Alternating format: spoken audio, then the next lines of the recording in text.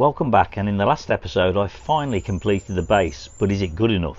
Good morning. So today's the day. The new shed workshop's arrived. They called me the other week to bring it a bit earlier than I originally planned, so that's good news.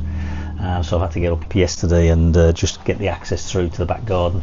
I've had to pay for reduced access, which means they basically build the panels, or the sides if you like, in halves, because they need about 8 foot normally to get the shed through for access, which is really a side gate, because obviously a normal standard door or garage door you wouldn't get through. So I've had to pay for that. That's okay, at least they got that flexibility to do that. So I'll just make the panels in halves, which means I've had to move all my crap and shit out of the garage yesterday, but it's a dry day, which is good. I'm guessing it'll take about 2 or 3 hours, because I think it's sort of just assembly bolt together, and then I've got to put 3 coats of stain on it to waterproof it fully, to get their guarantee.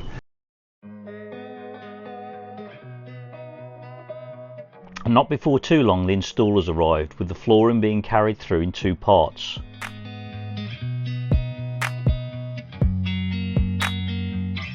Soon followed by the sides.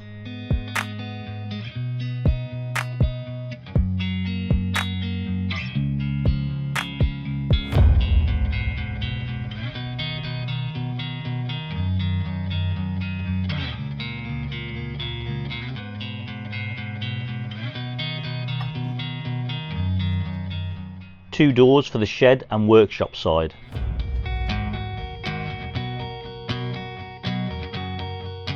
It's amazing how quick the outer panels were put in place and final adjustments on doors and windows were made. Then the roof.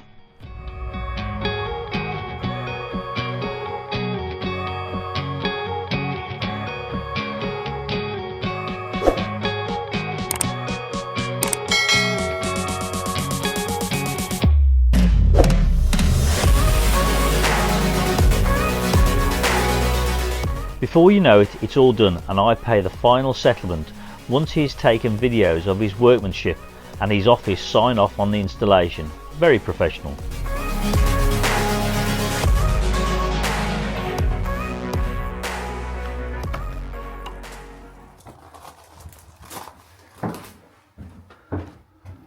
So they just finished the installation. It's taken them about probably 2-3 hours. Really pleased with the guys, did a fantastic job. Been impressed with the whole service from Quality Garden Buildings. I'll put the link in the video, and I'll put also a link in the description if you're interested. I did a lot of research when I was looking around, because initially I was looking for a shed, but I'm actually not looking for a shed. I was looking for a bit more than a shed, which is why this is really a summer house, and I'm using it, part of it, as a shed or workshop. So therefore the key thing for me is making sure thicker pieces of wood, these look, I think they're 50 by 38 maybe. If you look online you'll get the exact spec. I'll put it all up on the video here.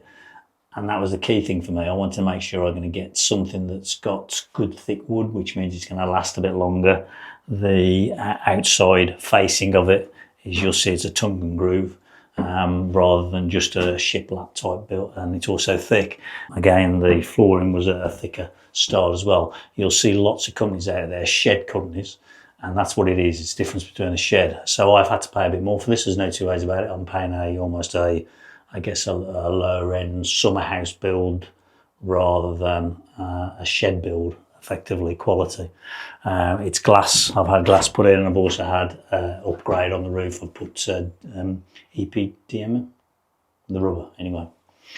Now I went for the upgraded roof and had the EPDM rubber roofing option, and I assumed it would be glued down, but it was loose laid, which apparently is an option, and it's secured around the edge and then a fascia board applied. Because I just wanted it to last a bit longer and be a bit more quality. So it's gone on really well. The base was all square. They were more than happy with the base, so all the effort I put in there, that was quite pleasing that they didn't have to build an extra base. I've got a few things I've got to do. It's recommendation that you put some bolts in the doorway. The beauty about this quality building is that you actually go online. There's a 3D configurator tool online, so you effectively design what you want or have an influence. Originally I was going to have 2 windows on the front face, but there wasn't enough space, so that I've moved the extra window around just to give a bit more light on the workshop side. It's quite tall. I think it's 7.5 metres tall to the top of the apex, which makes it feel a bigger building as well, not just a shed. So that I quite like that. So just from a design perspective, you can set what you want. You can just have it completely open. In this case, this was a 2-part shed design, and you set where you want the partition to be. So I set that about 3 foot this way to give me as much as I can on the workshop side. Still have enough space on the shed side to get all my garden stuff. So it's a bit more dirtier this side, I suppose. It's quite good enough for the size of the garden that I've got, really. And one of the things I was quite interested in at the end of it, obviously you have to make the final payment. I'll put a deposit down and make a final payment today before they leave, obviously. He had to take a video all the way round, and he had to send that into the centre, into the offices basically, and he could not leave the site until they've viewed his video and they've signed the video off. It gives them an opportunity to do a QA from afar to make sure that the installer's doing the right thing. So it's quite impressive, unusual, I would say. So in the coming weeks now, I've got to fit it all out. So I've got to make myself a workbench, make some shelving underneath, shelving on top, put all the racking for various tools. I don't want to overfill it, but that's the mission. The first part is to get the shed filled, so and get rid of the old shed down the tip. So one of the things you need to do when you get the shed somewhere else, workshop we want to call it, is to within the first 24 hours you need to apply a primer to the windows and doors if you don't want to risk twisting and also nullifying, I think, their warranty. They recommend 2 products. First of all is the primer, which is the Basecamp universal primer. So I did that last night. I put a coat on the doors, the door frames and the windows, and then they recommend you need to put 3 coats of this log cabin decking treatment from Basecamp as well. So I've got a couple of that. So that's my mission today.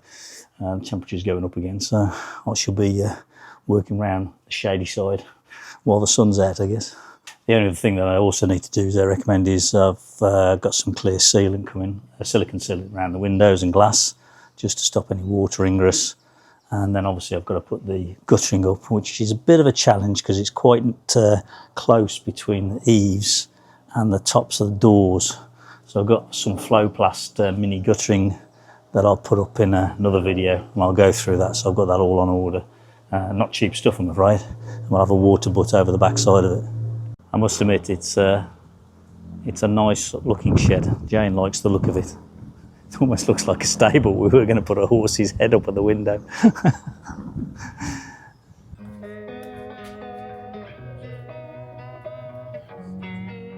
Over 3 very hot days, 3 coats of the preservative was applied. It took about an hour and a half per coat, but it did look richer and covered the wood easily.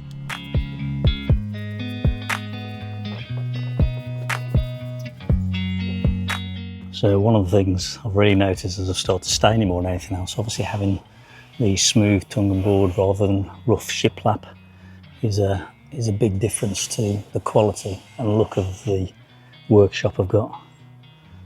I'm definitely trying not to refer to it as a shed, although I've got half of it as a shed.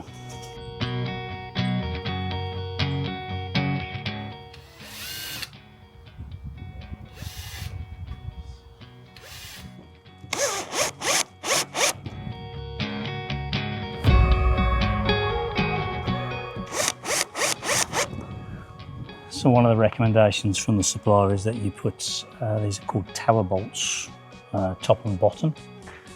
So in adverse weather, heat or wet weather, I guess, it stops the door bowing as much. So they recommend you put them on top and bottom.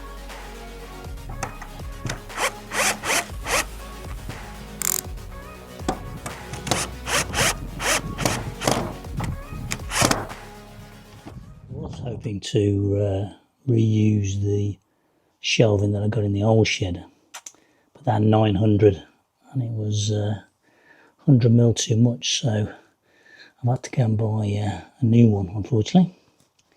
Hey ho, so that's going to go in the shed side.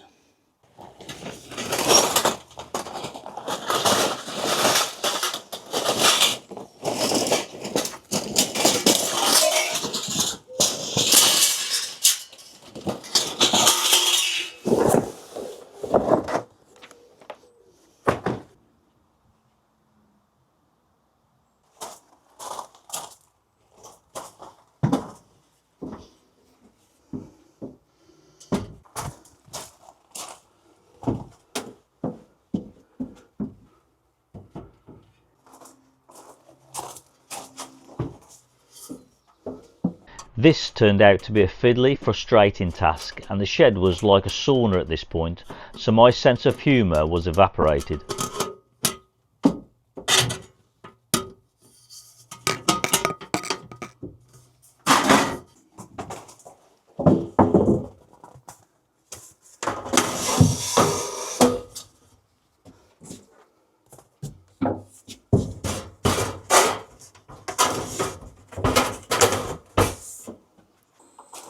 Okay, so that's done. I've just screwed it to the back wall and I put a bit of plywood on the bottom there on the floor just to protect the floor from any downward pressure and imprint, just to try and protect it as long as possible really. So I got that shelf from Screwfix. I put the details on the bottom. It was all right, to be honest. It was a bit fiddly like they always are with these shelving units. You're having to balance things, it always collapses and all that, but actually once you get the get it all together, it actually sits quite tightly. I think the only thing is with all these things, the shelves are never quite as thick as you want them to be, so as long as I don't overburden it with weight, it should be all right. But worst case, I can always replace that hardboard with a bit more solid plywood probably.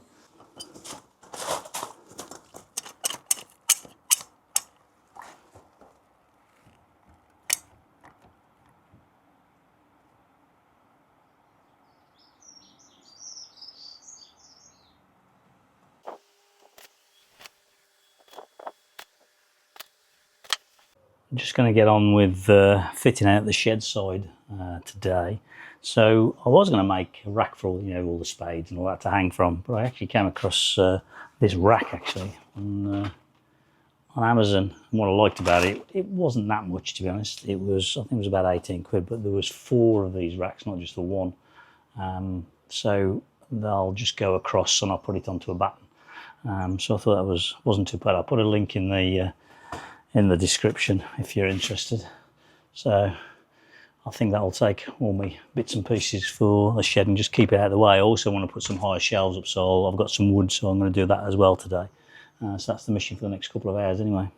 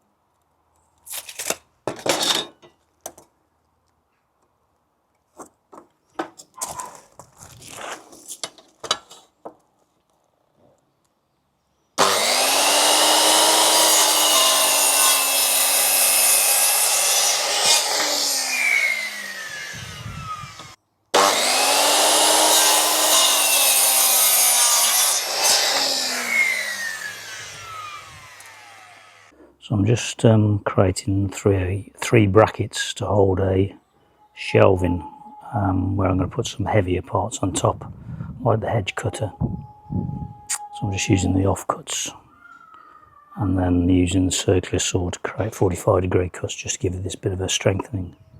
I'm just going to drill all that together now.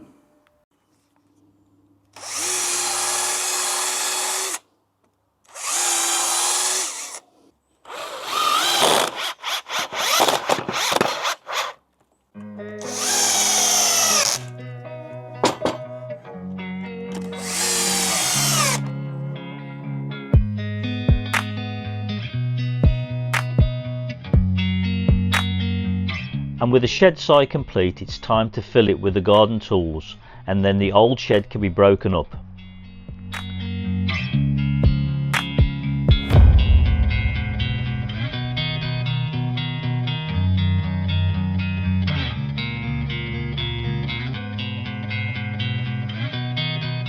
My poor old car turns into a shuttle bus to the local tip. Formally open my man cave, and it just needs a letterbox now.